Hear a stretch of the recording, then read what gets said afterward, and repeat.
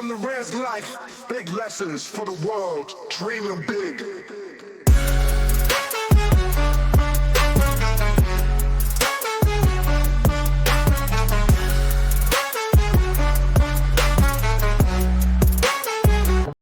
Hey everyone, welcome to the Willie Cheez Education channel. My name is Delmar, and I love to write stories and read them back to you, inspiring you to learn through the power of storytelling. Through the adventures of Willie Cheez, we explore personal development, Navajo culture, ceremonies, native histories, and life lessons that will help you grow and connect with both tradition and modern life. And I'm excited to share with you on a new story called Willie Cheez and the Story of the Long Walk. Part 1. The Warmth of a Grandmother's Story. It was a cold evening as Willie Cheez sat by the fire, wrapped in a blanket woven with traditional Navajo patterns.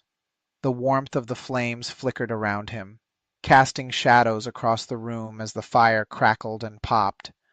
Beside him sat his grandmother, a woman whose gentle strength had always filled Willie with both comfort and awe.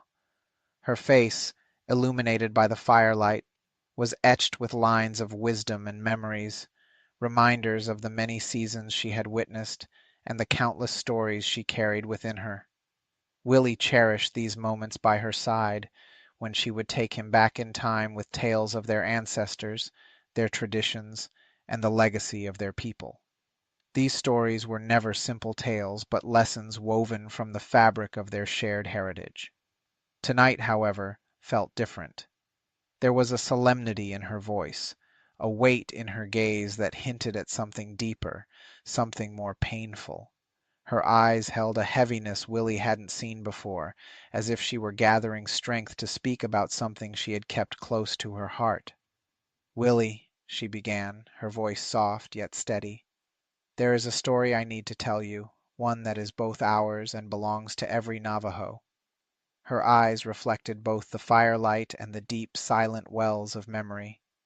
"It's about my mother, your great-grandmother, and the suffering she endured during the long walk. This story is one many of our people carry inside them, but few speak of in detail. It's important that you understand what happened, why it happened, and how it has shaped who we are today." Willie's breath stilled as he listened, feeling the gravity of her words. He had heard of the long walk before, but always in fragments, a quiet echo of sorrow passed down through the generations. His grandmother's mother had been a part of it. She had been one of the thousands forced from their homeland. But until now, Willie hadn't fully understood the depths of that experience. His grandmother paused, her gaze distant as if she were seeing through the veil of time, back to those harrowing days. Willie could see the pain etched into her face, the grief of memories that weren't just hers, but belonged to her mother as well. It was as if the sorrow of those who had come before her had woven itself into her spirit, passed down from one generation to the next. For a moment, she seemed to struggle with the weight of the words she was about to share, the silent pain of reliving the story. With a deep breath, she continued. "My mother was just a little girl when the soldiers came, tearing through our land with no regard for the lives they shattered. She remembered the way the earth trembled beneath the hooves of their horses, the dust rising as they approached. The soldiers, led by Kit Carson, came with orders to drive us from our homeland. To them, we were obstacles standing in the way of their expansion, their manifest destiny." Willie's grandmother's voice grew firmer, and he felt the intensity of her sorrow and strength. "My mother would speak of that day in hushed tones, her voice trembling as she recounted how they were given no choice. They were told to leave or face death. Our homes, our crops, even our livestock, all were taken from us, destroyed or left behind. Everything we knew, everything we loved was stripped away." The fire crackled, the only sound filling the silence as Willie absorbed his grandmother's words. He tried to imagine what it would have been like, the fear, the heartbreak, the feeling of helplessness. The long walk wasn't just a story of relocation, it was a story of devastation and forced exile. His great-grandmother had been so young, yet her spirit had carried the resilience of their people.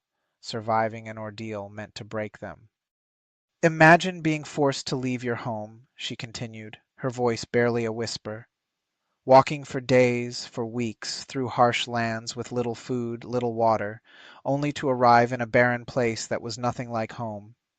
And yet, despite the suffering, despite the loss, we survived. We endured. Willie felt a lump in his throat as his grandmother looked at him. Her eyes filled with a mixture of sadness and pride. Willie, the long walk is not just a chapter in a history book. It lives in us, in every step we take on our land, in every story we tell, in every heartbeat. It is part of our identity, a reminder of our resilience. Our people were tested in ways no one should ever have to endure. But they held on to their spirit, their language, their traditions. They held on to hope. The firelight flickered, casting dancing shadows around them as Willie sat in silence, processing the enormity of what he had just heard. This was more than just a story. It was a legacy, a truth his ancestors had carried with them, so that future generations would understand the strength they came from. For Willie, this story was no longer a distant memory. It was now a part of him, woven into the fabric of his identity, a beacon of resilience and honor.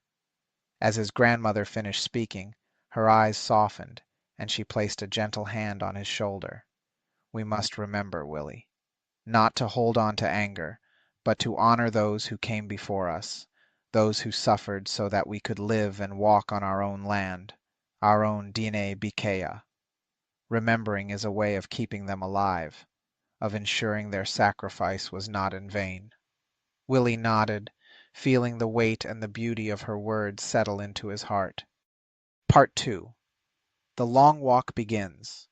The Long Walk, or Hueldith as it is known in Navajo, was a period of devastating loss and forced relocation for the Navajo people, a tragic chapter that took place in 1864.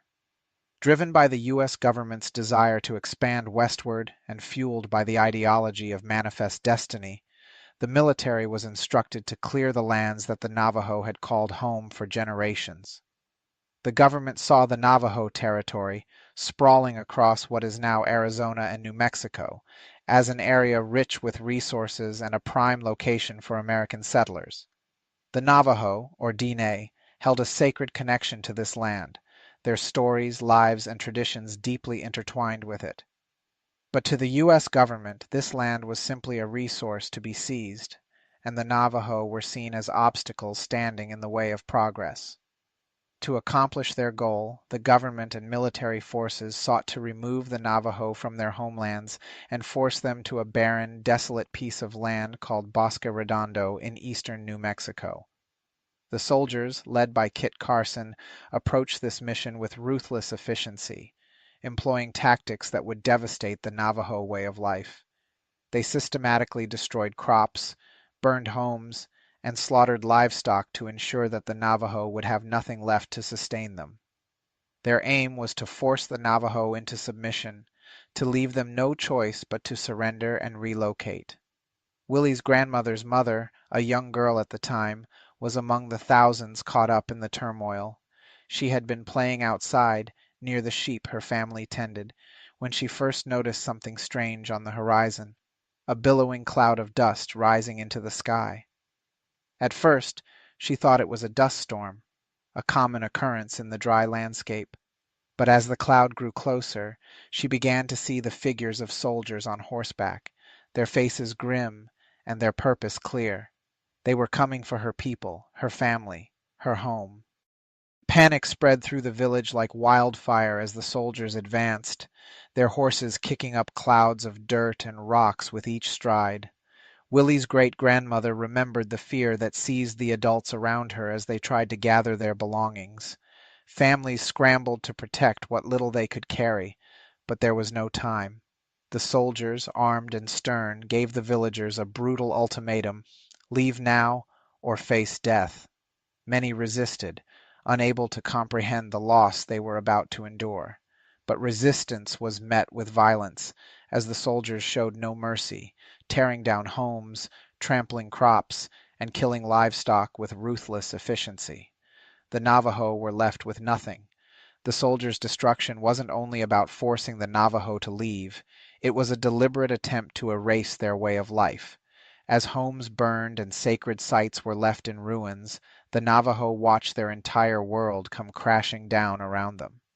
The soldiers took away not just physical possessions, but pieces of their identity.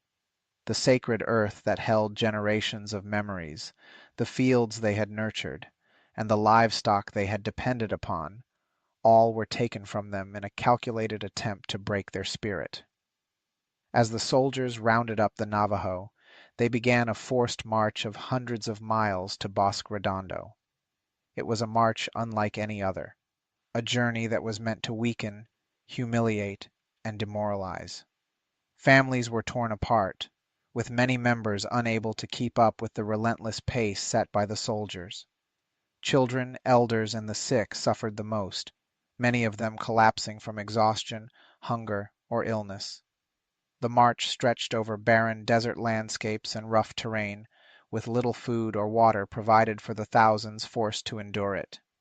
For those who could not keep up, there was no mercy. The soldiers moved forward without pause, leaving the weak and dying on the side of the road, abandoned and forgotten.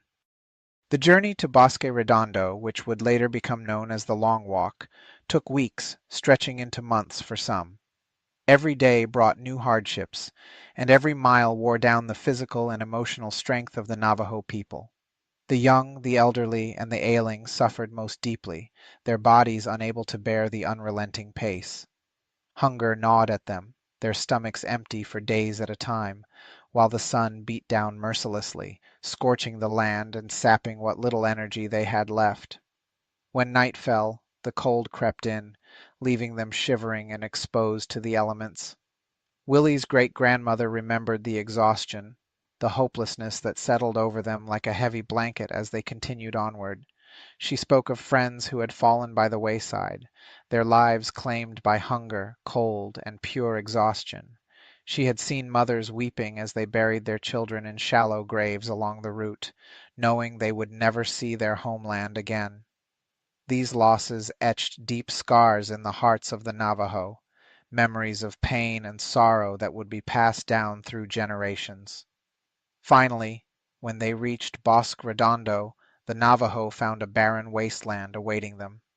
Far from the sanctuary they might have hoped for, Bosque Redondo was nothing but a bleak and inhospitable prison. The land was arid and poor, barely able to sustain crops, and the water was brackish and often undrinkable. Disease ran rampant, fueled by the cramped and unsanitary conditions in which the Navajo were forced to live. Hunger, sickness, and despair became their daily companions, as the life they had once known was reduced to a struggle for survival in an alien land. For Willie's great-grandmother and the countless others who endured the long walk, Bosque Redondo was a place of profound suffering. Yet, even in this desolate place, the Navajo held on to their resilience. They shared stories, remembered their ancestors, and found strength in each other. It was this spirit, this unbreakable will, that would eventually see them through even the darkest days of Hueldi, keeping alive the hope that one day they might return to their true home. Part 3. The Dark Days of the Long Walk. The Long Walk was an agonizing journey, especially for the young, the elderly, and the sick. Willie's great-grandmother, only a child, struggled to understand the terror and heartbreak unfolding around her. She held tightly to her mother's hand as they marched mile after mile, day after day, through a landscape that once felt familiar and safe, but was now filled with fear and uncertainty. The scorching days seemed endless, the sun bearing down mercilessly on their heads, while the nights were bitterly cold, leaving their bodies aching and exhausted. Food was scarce, and water even scarcer, with barely enough to keep them moving. Each step was a struggle, each day a test of endurance. Willie's grandmother closed her eyes, as if seeing the memories in her mind. Her voice softened, filled with sorrow. "The days were dark, Willie," she said, her voice thick with emotion. "My mother would tell me how they marched without rest, their legs heavy and their hearts even heavier. They would walk for hours, sometimes from dawn until dusk, and when the soldiers finally allowed them to stop, they would collapse from exhaustion. The Navajo, stripped of their dignity and deprived of basic human needs, were left to sleep on the cold, hard ground, with nothing but the thin clothes on their backs to keep them warm. As the march wore on, the weakest began to fall. Many didn't make it, Willie, his grandmother continued, her voice trembling as the pain of memory filled her. Those who couldn't keep up, who were too weak, too sick, or too young, were left behind. Each day brought new losses, and each night more souls were abandoned on the side of the trail. Willie's great-grandmother had witnessed the bodies of friends and family left behind, the lifeless forms of loved ones covered with only a handful of earth, if at all, as the soldiers forced them to press forward.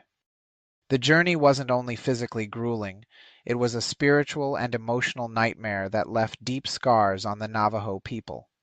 The soldiers treated them with indifference, often with outright cruelty, seeing the Navajo as mere obstacles in their path rather than human beings deserving of compassion. The soldiers did not allow them time to mourn their dead. The sound of children crying from hunger, of mothers sobbing as they buried their babies, and the endless footsteps of those too exhausted to go on haunted Willie's great-grandmother for the rest of her life. In the darkest parts of the journey, the Navajo began to lose hope. The path ahead seemed endless, and even though they held on to each other for comfort, the suffering seemed too great to bear. Willie's great-grandmother had seen children, their faces sunken and pale, begging for food or water that wasn't there. She had watched as elders, those who once held so much wisdom and strength, grew weaker and weaker until they could walk no more. Each step felt like a surrender, a painful acceptance of a fate that none had chosen. Willie's grandmother's voice grew softer, almost as if she feared her own words. My mother told me of the relentless march, how they felt stripped not only of their homes and belongings, but of their very humanity. To the soldiers they were less than people, their lives disregarded as if they had no value. Willie's great-grandmother remembered the hollow stares of the soldiers, their faces hardened and emotionless, as if treating the Navajo with cruelty was simply part of their duty.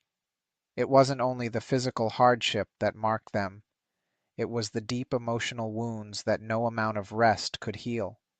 The Navajo had been forced to leave behind everything they loved, the land, the songs, the ceremonies that connected them to their ancestors. Now they were surrounded by nothing but barren ground and a seemingly endless trail of suffering. Willie's great-grandmother had grown up believing in the beauty of her people, the strength of her family, and the power of the land they called home. But on the long walk, everything she believed in seemed to be slipping away. As she recounted these stories, Willie's grandmother paused to collect herself, her eyes reflecting a pain that even time could not erase. She spoke of the constant fear, the unyielding cold, and the overwhelming hunger that gnawed at them day and night. The Navajo were stripped of their traditions, forced to walk in silence, their songs and stories buried in the sorrow that weighed them down. But even in the depths of their suffering, a glimmer of resilience remained.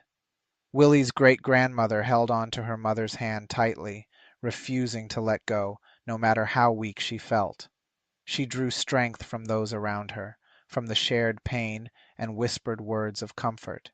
Even as the soldiers tried to break their spirit, the Navajo found ways to hold on, to keep moving forward, even when every step felt like it might be their last. These dark days left a mark that could never be erased. The trauma of the long walk became part of their identity, a scar that reminded them of the cruelty they had endured and the strength it had taken to survive. Willie listened intently, the weight of the story settling on him. His grandmother's words brought the suffering of the long walk to life, making it clear that this wasn't just a story. It was a part of his heritage, a testament to the resilience of his people. As his grandmother finished, Willie felt a profound connection to his ancestors, to the generations who had endured so much. The long walk was more than just a historical event. It was a lesson in survival, a reminder of the strength that flowed through him. And he understood that the story, painful as it was, must be remembered, for it carried the spirit of his people and the promise that, even in the darkest times, they would endure. Part 4. The Suffering at Bosque Redondo. When the Navajo finally arrived at Bosque Redondo, they found not a place of refuge, but a desolate prison. The land itself seemed to reject them, barren and lifeless, unable to support the thousands of people who had been forced there.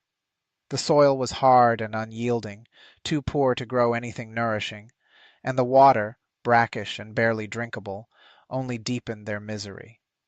For the Navajo, the promise of becoming civilized farmers in this foreign land was a cruel irony. The land resisted their efforts just as fiercely as they resisted the harsh authority of their captors. Life at Bosque Redondo quickly became a daily struggle for survival. Crowded together in unsanitary conditions, disease spread like wildfire through the people. Cholera, dysentery, and smallpox became ruthless predators, claiming lives daily. The constant lack of food only worsened their plight. What little food they received was often spoiled or crawling with insects, but in their desperation, they had no choice but to eat it. Willie's great-grandmother remembered the gnawing pain in her stomach that never seemed to go away. Hunger became a constant companion, gnawing at their spirits just as it gnawed at their bodies. As the seasons changed, the harshness of winter added yet another layer of suffering. The cold seeped into their bones, stealing warmth even from the meager blankets they huddled under. There was no escape from the freezing winds that cut through their fragile shelters, leaving them exposed to the merciless elements. Many of the Navajo, already weakened from hunger and disease, did not survive.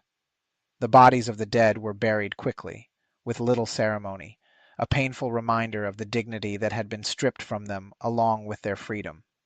Yet, the physical suffering was only part of the pain they endured. Bosque Redondo represented not just a physical displacement, but a brutal tearing away from their identity. Torn from their sacred homelands, separated from the red rocks, the mountains, and the rivers that had shaped their spirits and stories, the Navajo people felt adrift. Willie's great-grandmother often spoke of the longing she felt for home, for the places where they gathered for ceremonies, where they sang the songs that connected them to their ancestors. The land at Bosque Redondo was silent, barren of the sacred energy that had once filled their lives with purpose. In this place, the Navajo people were stripped of the practices and traditions that had always guided them. Their ceremonies, once vibrant and filled with life, were silenced. The songs that carried their history and the dances that united their spirits felt distant and forgotten. Willie's great-grandmother described how, as each day passed, it seemed as though a part of their very essence was being eroded. Bosque Redondo wasn't just a physical prison. It was a place designed to break their spirit. The psychological toll of this forced exile weighed heavily on the people. The Navajo had always taken pride in their independence, their deep connection to the land, and their rich cultural heritage. Now, under the relentless watch of soldiers, their every move controlled and monitored, they began to feel their strength slipping away.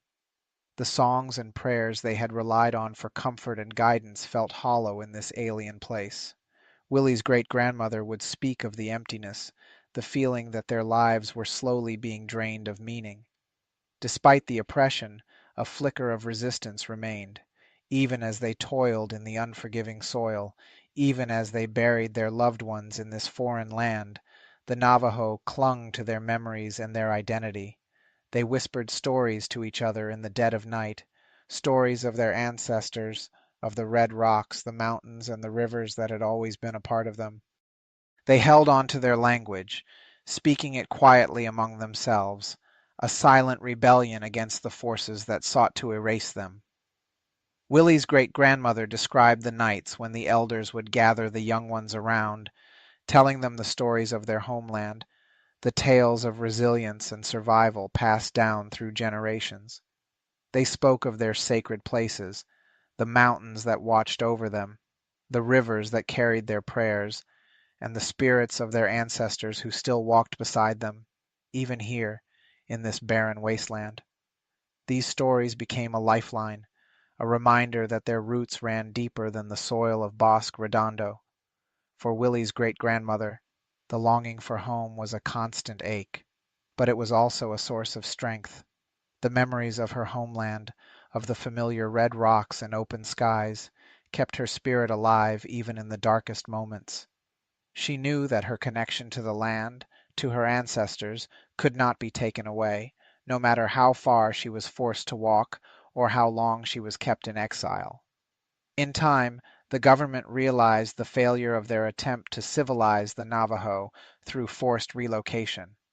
The barren land of Bosque Redondo would never yield enough food, and the people who had survived were broken but unyielding in their resistance.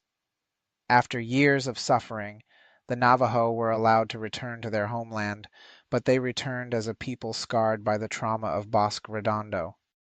They carried with them the memories of their suffering, and the knowledge that their strength, though tested, had not been destroyed. For Willie, hearing his grandmother's account of Bosque Redondo became a profound lesson in resilience. It was a reminder that his ancestors had endured unimaginable suffering, but had held on to their identity, their culture, and their spirit. The journey to Bosque Redondo and the years of hardship they endured there were a testament to their strength, and now, as Willie listened to his grandmother's words, he felt the weight of their sacrifice and the enduring power of their survival. Part 5. The Return Home and Lasting Impact. After 4 grueling years of hardship at Bosque Redondo, the U.S. government finally recognized the failure of its forced relocation plan.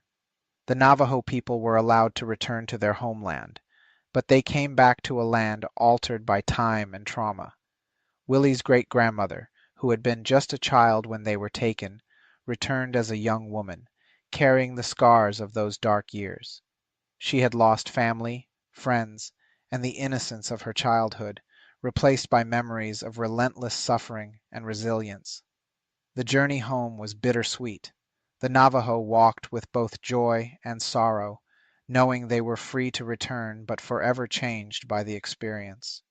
Their ancestral lands, once familiar and vibrant, now seemed altered, scarred by their absence. Many of their homes had been destroyed, their crops and livestock gone, and the people were forced to start again, with nothing but the strength and memories they carried within. The long walk left an indelible impact on the Navajo people. The time at Bosque Redondo had been one of intense suffering, but it had also become a powerful story of resilience and strength. The fact that they had survived the hardships, the starvation, the separation, and the despair only strengthened their sense of identity and determination. Yet, the trauma of those years, both the march itself and the desolate years at Bosque Redondo, was not something that could simply be left behind. It was woven into the very fabric of the Navajo community, passed down through generations, shaping the way the people saw themselves and their place in the world. For Willie's grandmother, these stories were not just words, but a profound truth she had lived her whole life with. Her mother, Willie's great-grandmother, had shared them with her, embedding the weight of history within her heart. And now she passed this history on to Willie, ensuring that he understood the magnitude of their people's sacrifices, the pain they had endured, and the immense strength they had summoned to rebuild their lives and community. Sitting by the fire, Willie listened intently as his grandmother's voice grew softer, yet stronger with conviction. She looked at him, her gaze steady even as tears glistened in her eyes. "The long walk was a time of darkness, Willie," she said, her voice holding both sorrow and strength. "But it showed us how strong we are. We survived. We came back. And though our land was taken from us, though they tried to strip us of who we were, they could not. We are still here. We still speak our language, we still practice our traditions, and we still walk on this land, our land. That's why it's so important to remember, Willie, so we never forget what was done to us, and to honor those who suffered and died so we could live. Willie felt the weight of her words settle into his heart, their truth reverberating deep within him. His grandmother's message was clear. This history was not only a reminder of the pain they had endured, but also a call to honor those who had made survival possible. Every word, every memory she shared was a gift, a legacy of resilience that demanded to be cherished and passed on.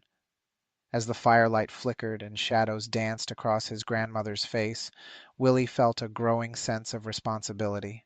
The story of the long walk was not simply a painful tale of the past, but a testament to the strength of the Navajo people. It was a reminder of their ability to endure, adapt, and thrive despite the harshest conditions. He understood now that he was a part of something much greater than himself, a continuation of his people's story, a custodian of their history, and a bearer of their spirit.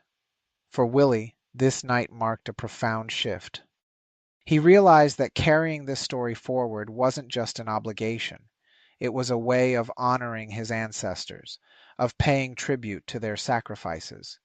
It was a way of ensuring that their pain and strength would never be forgotten, that future generations would know of the hardships endured and the resilience displayed by their people.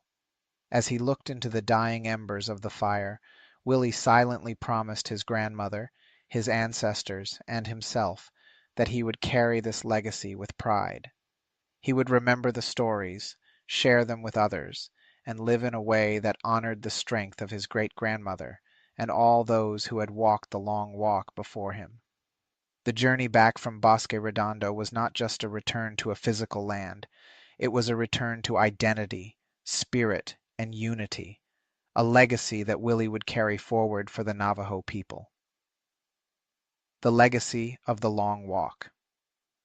As Willie Cheez sat beside his grandmother, the fire's glow faded, yet the warmth of her story lingered in his heart. The long walk was not simply a chapter in history, it was a living memory, carried in the spirit of those who had endured it, and passed down through the generations. This journey of suffering and resilience had shaped the Navajo people, defining their strength and deepening their understanding of survival and unity. For Willie, his grandmother's story was a call to remember his roots, to honor his ancestors, and to carry their legacy forward. From the darkness of the long walk, the Navajo had emerged stronger, their spirit unbroken. In his grandmother's eyes, Willie saw a reflection of the courage and resilience he now felt within himself. This story, he knew, would stay with him forever, becoming a part of his soul and identity. It was a tale of survival and the enduring power of memory, one that he too would pass on to future generations, ensuring that the legacy of the long walk would live on, forever in the hearts of the Navajo people. And that's today's story from the world of Willie Cheez. I hope it sparked some new thoughts, inspired growth, or brought you closer to understanding our shared journey. Remember, every story carries a lesson, and it's up to us to live it out. Until next time, keep learning, keep growing, and always honor where you come from. Thanks for listening, and I'll see you in the next one. From the res life, big lessons for the world, dreaming big.